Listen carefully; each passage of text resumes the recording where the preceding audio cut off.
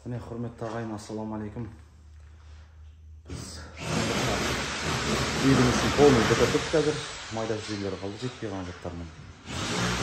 Енді бізде асылы жұмыс.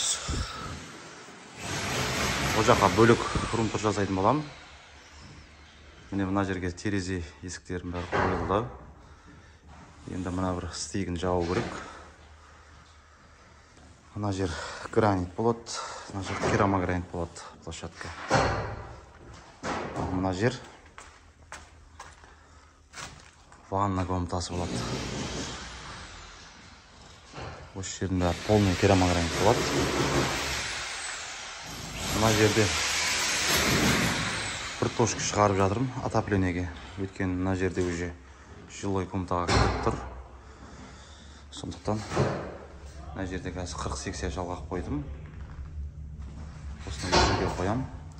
Мына іштік бір көрсетіп жіберейін. Bu жақта демонтаж болып жатыр. Мына жердің бәрі бұзылды қазір.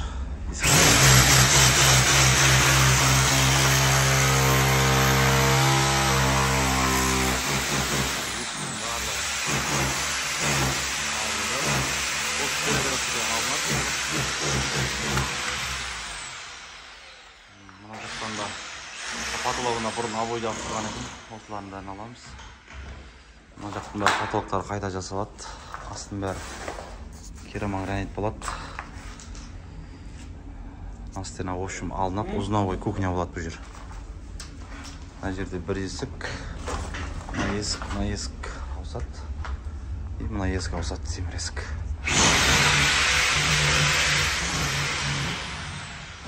Осы ағайындар жұмыс саласында.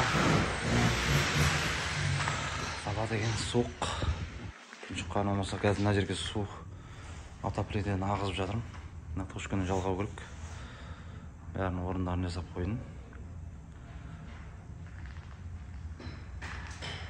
Видео салуға қайта рет olmай кетті. Өздеріңіз түсінетіндей қанша дегенмен қол ұстайды видеода. Қол тимейді видео түсіруге. Қолымнан келгенше.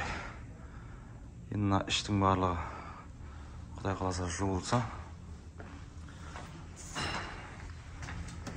сол кезде полный көрсетем. Жақта қазір майда жеде жұмыстар жасалып жатыр.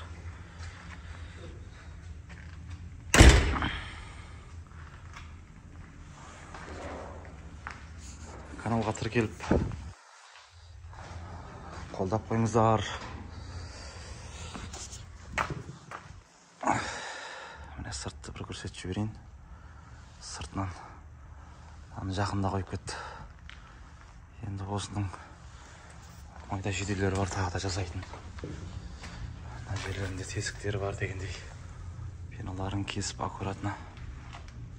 Осы жер мәселе болып жатыр.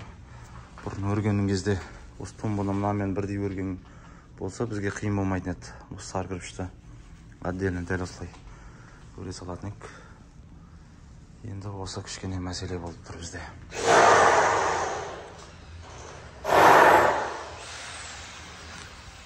Қолдап келіп отырмыздар ауылдың құрылысшыларын. Өздеріңізде стройка жүргізіп жатқан болсаңыздар, сұрақтарыңыз болса қойып отырыңыздар. Сонан кейін жауап тұрмын. Сау болыңыздар. Келесі видеода кездескенше.